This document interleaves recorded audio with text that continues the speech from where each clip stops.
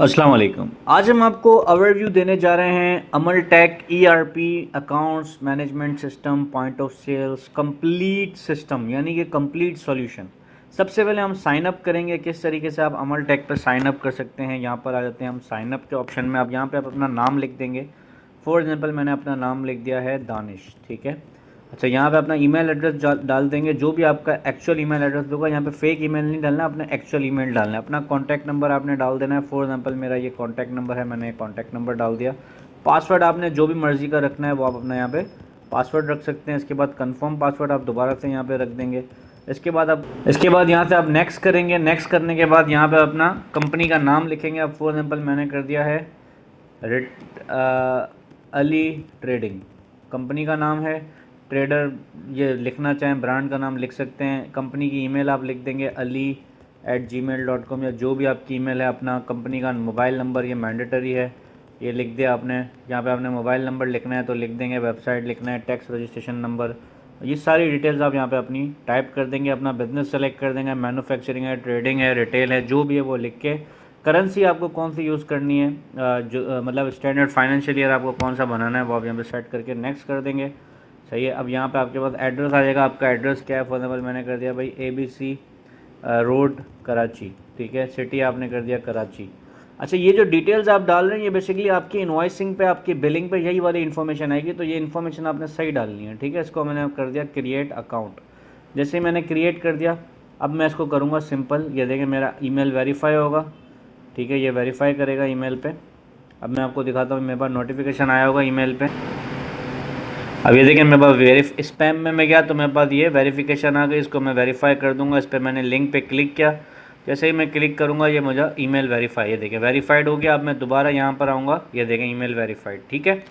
Email verified हो गया। अब मैं यहाँ पे सिंपल इसको लॉगिन करूँगा। ये आ गया हमारे पास सॉफ्टवेयर। अब सबसे पहले मैं आपको इस सॉफ्टवेयर के कुछ फीचर्स बता देता हूँ, जो कि देखें ये सॉफ्टवेयर है ना, ये हर बिजनेस सॉफ्टवेयर से हटके है। इसमें बहुत सारे फीचर्स आपको मिलेंगे, you just name it. Total revenue, gross profit, operating cash flow, account receivables, accounts payables, इसके साथ इन्वेंट्री का टर्नओवर आपको पता चलेगा, एवरेज रेवेन्यू आपको पता चलेगा कस्टमर वाइज। इसके साथ आपके पास बिजनेस हेल्थ, फाइनेंशियल हेल्थ आपके पास आ जाएगी, रेशो वाइज, डेप्ट इक्विटी पता चलेगी, सेल्स की इंटेलिजेंस रिपोर्ट्स आपको मिल जाएंगी, रीजन वाइज देखनी है, कस्टमर वाइज देखनी है। इसके बाद आपका working capital, cash flow report, inventory intelligence reports आपको मिल जाएंगी, मैट्रिक्स आपको पता चल जाएंगे, डिसीजन सपोर्ट आपको पता चल जाएगी। यानी बहुत सारे इसमें आपको फीचर्स मिल जाएंगे, वो मैं आपको एक एक करके दिखाता हूँ। सबसे पहले तो हम आते हैं मास्टर्स में। अब मास्टर्स के अंदर चार्ट ऑफ अकाउंट आप पूरा अपने हिसाब से डिज़ाइन कर सकते हैं। अब ये चार्ट ऑफ अकाउंट है, देखें एसेट्स आ गया। एसेट्स के अंदर इसके करंट एसेट्स आ गए। करंट एसेट्स के अंदर कैश, बैंक, ठीक है ना। अब बैंक के अंदर अकाउंट ऐड करना है तो यहाँ पे आप इसके अकाउंट ऐड कर सकते हैं। प्लस करेंगे तो सिंपल यहाँ पे आप अकाउंट ऐड कर सकेंगे, ठीक है ना, जो भी अकाउंट आपको ऐड करना है। इसी तरह रिसीवेबल्स है, इन्वेंट्री है, ठीक है ना, एक्सपेंसेस है, ये आपके सारे एसेट्स आ गए। अब एसेट्स के बाद यहाँ पे लाइबिलिटीज़ आ गई। यहाँ पे सारी आपकी लाइबिलिटीज़ आ गई, current liabilities, long term liabilities, equity आ गया, कैपिटल आ गया, रेवेन्यू आ गया, एक्सपेंसेस के हेड आ गए। यहाँ पे सारे एक्सपेंसेस आ जाएंगे, कॉस्ट ऑफ सेल्स आ गया, operating expenses, financial expenses, admin expenses. यहाँ पे अपने सारे एक्सपेंसेस के अकाउंट आप बना सकते हैं, ठीक हो गया। ये तो चार्ट ऑफ अकाउंट की बात हो गई। इसके बाद आ गया कस्टमर। अब यहाँ पे मुझे नया कस्टमर ऐड करना है, मैं आ जाऊँगा ऐड कस्टमर। अब ऐड कस्टमर पे मैं यहाँ पे कस्टमर का नाम लिख दूंगा। फॉर एग्जांपल मैंने कर दिया समीर ट्रेडिंग। कॉन्टैक्ट पर्सन मैंने कर दिया समीर। ईमेल मैंने छोड़ दिया। मोबाइल नंबर मैंने डाल दिया, फॉर एग्जांपल 0320XYZ, ये मोबाइल नंबर आ गया। NTN सेल टैक्स नंबर छोड़ दिया, एड्रेस छोड़ दिया। यानी जो जो चीज़ें आप डालना चाहें वो आप डाल सकते हैं। क्रेडिट लिमिट अगर आपको लगानी है, लिमिट लगा सकते हैं, ठीक है ना। तो उसके बाद मैंने यहाँ पे क्रिएट किया तो ये मेरे पास कस्टमर मेरे पास लिस्ट में सेव हो जाएगा। ये देख सकते हैं कस्टमर मेरे पास ऐड हो गया। अगर मुझे एडिट करना है तो मैं यहाँ पे जाके दोबारा एडिट कर सकता हूँ। कस्टमर ऐड करने के बाद आपके वेंडर्स, अब जो जिनसे आप स्टॉक परचेज करते हैं, जो आपके सप्लायर होंगे वो आप सारे ऐड कर देंगे। अब सप्लायर में मैंने डाल दिया फॉर एग्जांपल सलमान ट्रेडर। अब सलमान ट्रेडर से मैं परचेजिंग करता हूँ, ठीक है ना। इसके बाद सप्लायर की यहाँ पे डिटेल आ गई कि भाई ये सर्विस प्रोवाइडर है, कॉन्ट्रैक्टर है या सप्लायर है। मैंने सप्लायर कर दिया, उसकी डिटेल्स वगैरह, ईमेल वगैरह सब डाल देंगे। मोबाइल नंबर डालना है, यहाँ पे मोबाइल नंबर डल जाएगा।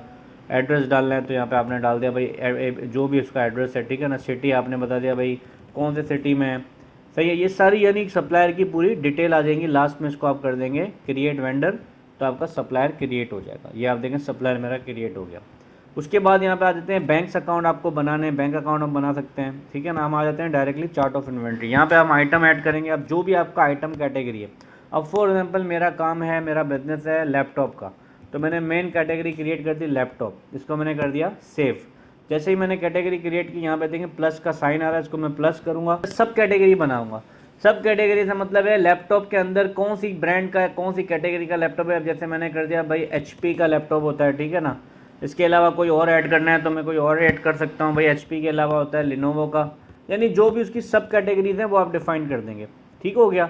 अब ये हो गया सब कैटेगरी। अब HP के अंदर इसके आइटम्स, अब देखें आइटम आप ऐड करेंगे, बारकोड नंबर अगर है आइटम का तो वो आप स्कैन कर सकते हैं। अब आइटम का नाम है फॉर एग्जाम्पल HP, मैंने उसका डाल दिया भाई मॉडल नंबर ई लाइट बुक, ठीक है।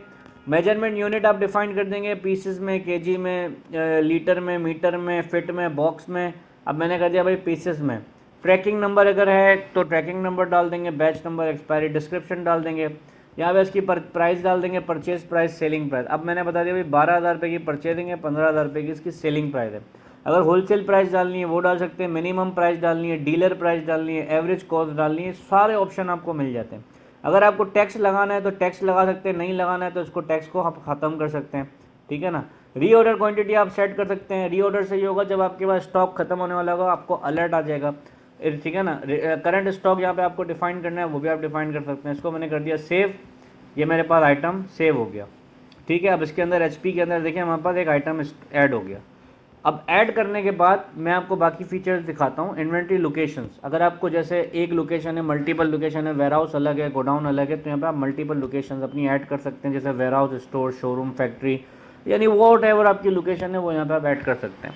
लोकेशन ऐड करने के बाद आपके पास एम्प्लॉयज़ हैं जो आपके पास काम कर रहे हैं, जिनके आप सैलरीज वगैरह मैनेज करना चाहते हैं, तो आप एम्प्लॉयज़ का पूरा डेटा मैनेज यहाँ पे कर सकते हैं। रीजन्स ऐड कर सकते हैं, जैसे एरिया वाइज अगर आप करना चाहें कि भाई आपका कस्टमर कौन से एरिया में, वो रीजन वगैरह भी आप यहाँ डाल सकते हैं, ठीक है ना। ओपनिंग बैलेंसेस डालने हैं तो यहाँ पे आप ओपनिंग बैलेंसेस डाल सकते हैं, फाइनेंशियल जो भी आपके। अब इन्वेंट्री का डालना है मुझे कि भाई मुझे इन्वेंट्री की ओपनिंग डालनी है तो मैं इन्वेंट्री की ओपनिंग डाल दूंगा। मुझे बताना है भाई ये HP के मेरे पास इस वक्त ओपनिंग क्वान्टिटी पड़ी हुई है, समझ लें यहाँ पे मैंने बता दिया भाई मेरे पास 10 पीस इसके ओपनिंग में पड़े हुए हैं, ठीक है। अब मैंने इसको कर दिया सेव, ये मेरे पास 10 पीस ओपनिंग में आ जाएंगे ऑटोमेटिकली, ठीक है। ओपनिंग बैलेंस मेरे यहाँ पे डल जाएंगे। अब मैं आ जाता हूँ परचेजेस में।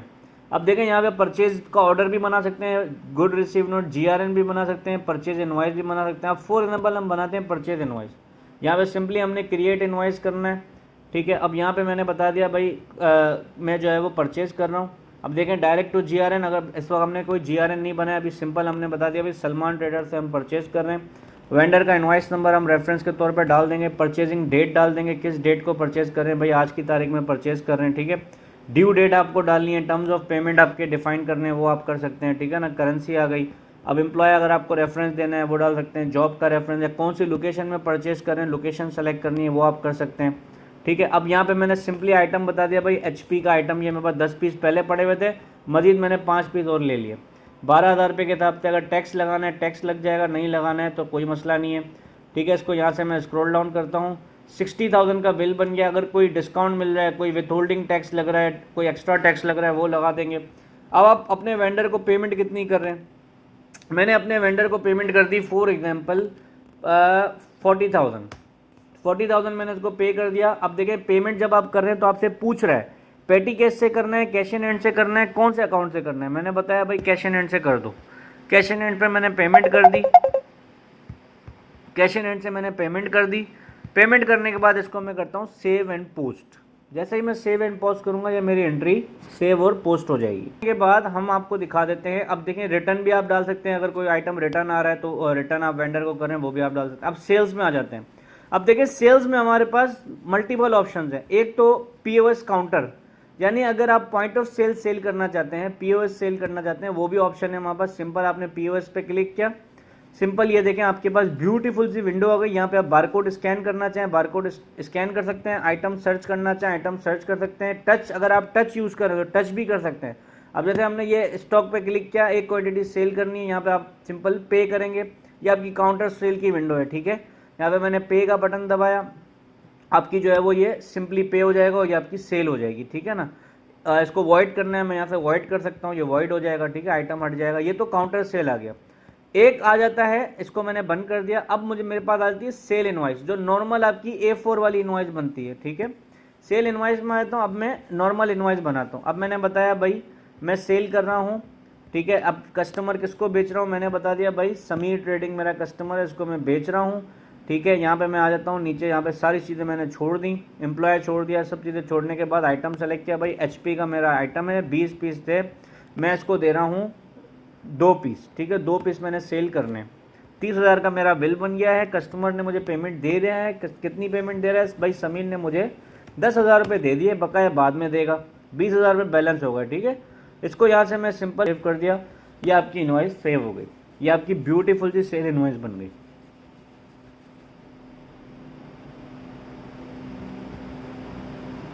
ये देख सकते हैं सेल हमारी डन हो गई, सही है। अब आपको मैं बता दूं उसमें फीचर्स क्या क्या है। आप कोटेशन बनाना चाहें कोटेशन बना सकते हैं, सेल्स ऑर्डर बनाना चाहें सेल्स ऑर्डर बना सकते हैं, ठीक है। और डिलीवरी चालान बना सकते हैं, इनवॉइस रिटर्न ले सकते हैं, और POS सेल मैंने आपको दिखा दी।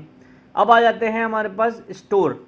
स्टोर के अंदर आपके पास सारे ऑप्शन आ जाते हैं, ठीक है। Purchase requisition, inward gate pass, outward gate pass, bill of material, production order, add stock, reduce stock, stock transfer, receipt में cash receipt, bank receipt, payments के अंदर कैश पेमेंट, बैंक पेमेंट।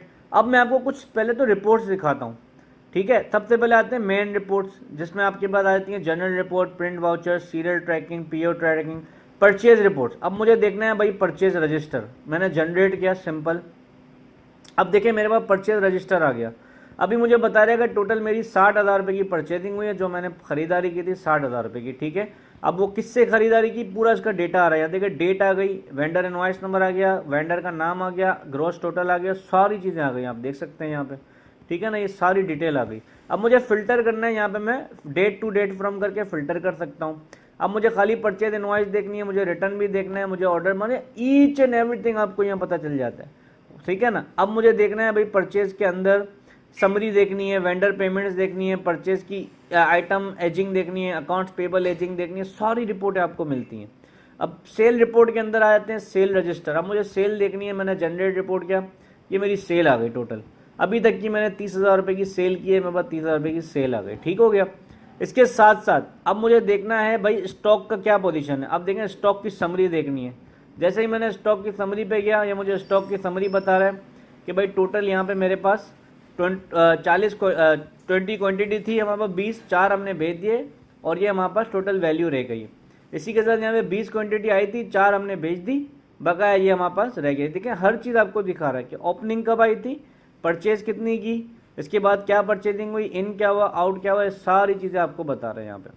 इसके बाद आ जाते हैं यहाँ पे, आप देख सकते हैं स्टॉक के अंदर ही मज़ीद रिपोर्ट्स हैं, जैसे कि मूवमेंट देखनी है, आइटम हिस्ट्री देखनी है, ईच एंड एवरीथिंग आपको यहाँ पे पता चल जाएगा। डेट का फिल्टर लगाना चाहें आप डेट टू डेट फ्रॉम करके भी देख सकते हैं।